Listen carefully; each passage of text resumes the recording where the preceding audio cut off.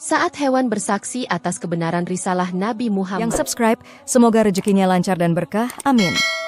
Assalamualaikum warahmatullahi wabarakatuh. Kesaksian atas kebenaran risalah Nabi Muhammad SAW tidak hanya datang dari klaim wahyu dari Allah, Al-Quran, maupun hadits yang berasal dari lisan mulia sang Nabi, melainkan seluruh aspek semesta, mulai dari hewan, tumbuhan, bahkan benda mati sekalipun turut bersaksi atas kenabian Rasulullah. Sering kita dengar kisah interaksi Nabi dengan hewan atau benda-benda mati yang turut bersaksi atas mukjizat beliau. Salah satunya adalah kisah kesaksian Dhab, sejenis kadal gurun, atas diri Nabi. Kisah ini dimuat dalam kitab Dalailun Nubuwah wa Marifati Ahwali Syabibisi Syariah karya Imam Baihaqi, Beirut, Dar Kutub Ilmiah, 2007, Jilid 6, halaman 36-38. Dikisahkan, saat itu Rasulullah tengah membuka majlis bersama para sahabatnya. Tiba-tiba datang seorang Arabi dari Bani Sulaim. Rupanya, ia baru saja berburu hewan dhab untuk dimasak. Perlu diketahui, orang Arab Badui memang suka berburu, termasuk berburu hewan dhab, kadal gurun. Dhab ini mereka dapatkan di gurun-gurun, seringkali untuk kemudian dikonsumsi. Dhab ini ditegaskan kehalalannya oleh Nabi, sementara biawak, seperti yang dikenal di Indonesia, haram untuk dimakan. Melihat ada sekelompok orang berkumpul, ia penasaran dan bertanya pada salah satu sahabat. Sahabat ini menjawab bahwa orang-orang ini sedang berkumpul mendengarkan Rasulullah. Selesai mendengar penuturan sahabat tersebut, Arabi ini menerobos ke depan dan langsung memaki-maki Nabi di hadapan para sahabat. Demi Lata dan Uzza, tidaklah wanita mengandung orang yang bisa berbicara yang lebih aku benci daripada dirimu. Andaikan bukan karena kaumku menyebutku dengan Ajul, yang tergesa-gesa, pasti aku segera membunuhmu. Mendengar ucapan orang ini, sahabat Umar naik pitam dan meminta izin kepada Nabi untuk membunuhnya. Nabi mencegahnya sambil berkata, "Wahai Umar, tidakkah kau tahu bahwa orang yang halim, lembut, tidak terburu-buru menghakimi, hampir-hampir menjadi nabi?" Maksudnya, seorang nabi tak mungkin berlaku demikian. Nabi kemudian menanyakan motif dirinya berani berbuat demikian. "Apakah perkataanku salah? Kau juga tidak memuliakan majelisku." Si Badui ini berujar, "Engkau bicara kepadaku juga?" Dengan nada meremehkan dan menantang Nabi. "Demi Lata dan Uzza, aku tidak akan beriman kepadamu hingga dhab ini bersaksi atas kebenaranmu." Sambil melemparkan hewan tersebut di depan Nabi. Sejurus kemudian, Nabi bertanya kepada dhab tersebut, "Siapakah yang kau sembah? Siapakah diriku?" Hewan dhab ini kemudian menjawab pertanyaan Nabi dengan bahasa Arab yang fasih sehingga para sahabat bisa mendengarkan suaranya. "Tuhanku adalah zat yang arsinya di langit, kerajaannya di bumi, jalannya ada di laut. Rahmatnya ada di surga dan siksanya ada di neraka. Engkau adalah Rasulullah, penutup para utusan. Beruntunglah orang yang mengimanimu, sementara yang mendustakanmu adalah orang yang merugi."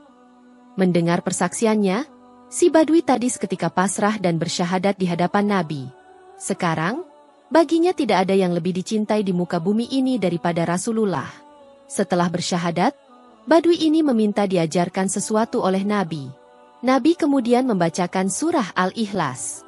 Si Badui ini tidak puas hanya diajari satu surah pendek. Ia meminta lebih dari itu. Nabi menjelaskan bahwa itu bukan syair sebagaimana yang ia pahami. Surah ini apabila dibaca sekali, maka seperti membaca sepertiga Al-Quran. Apabila 2 kali dibaca maka seperti 2/3 Al-Quran. Kemudian apabila dibaca sebanyak 3 kali maka pahalanya seperti membaca Al-Quran sepenuhnya. Arabi ini tampak begitu bahagia dan berkata, "Sebaik-baiknya Tuhan ialah Tuhan yang menerima amalan sedikit namun memberikan balasan yang luar biasa besar." Imam Baihaqi, Dalailun Nubuwah wa Marifati Ahwali Syabibisi Syariah, Jilid 6, halaman 37. Rasulullah kembali bertanya, "Apakah kamu punya harta?" Si Badui ini terus terang mengatakan bahwa tidak ada laki-laki dari kabilahnya yang lebih miskin daripada dirinya. Mendengarnya, Nabi langsung meminta sahabat mengumpulkan sebagian harta mereka untuk diberikan kepadanya.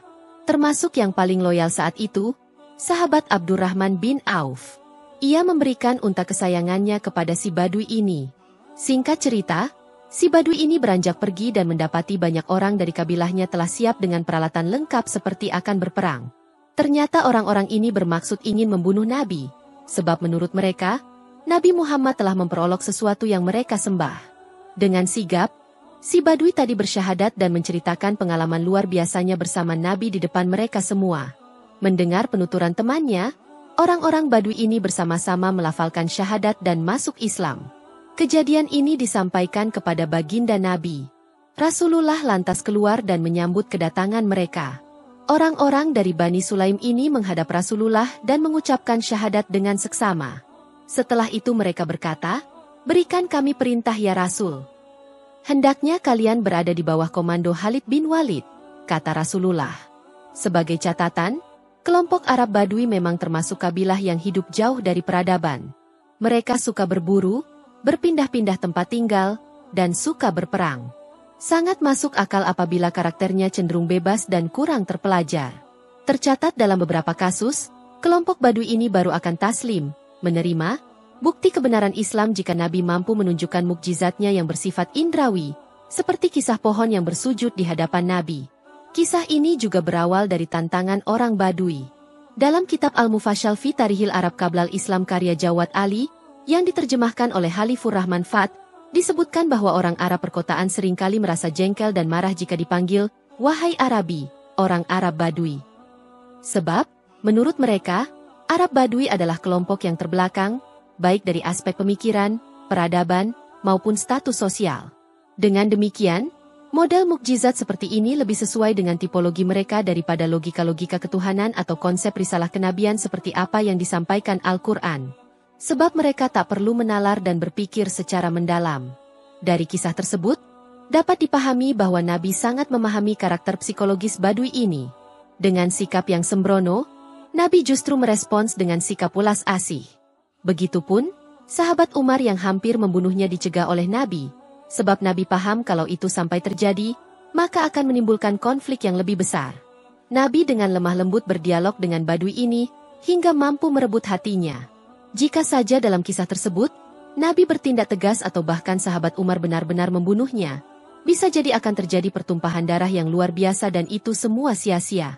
Nabi mengajarkan umat bagaimana menjadi pribadi yang santun dan sopan, serta penyayang. Kisah ini dapat ditemukan juga dalam beberapa kitab, seperti dalam kitab Jamu Jawami pada bagian Musnad Umar bin Khattab karya Imam Jalaluddin As-Suyuti, Mesir, Al-Azhar Syarif, 2005, Jilid 15, halaman 16-19. Selain itu, kisah tersebut juga dapat ditemukan dengan redaksi yang sangat panjang dalam riwayat At-Tabrani dalam Mu'jamul Awsat. Mesir, Darul Haramain, 1995 Jilid 6, halaman 126. Demikianlah kisah luar biasa tentang keistimewaan Nabi. Tercatat tidak ada kelompok dari kalangan Arab ataupun selainnya yang masuk Islam dengan jumlah yang banyak, selain dari kelompok Arab Badui dari Bani Sulaim. Wallahu alam.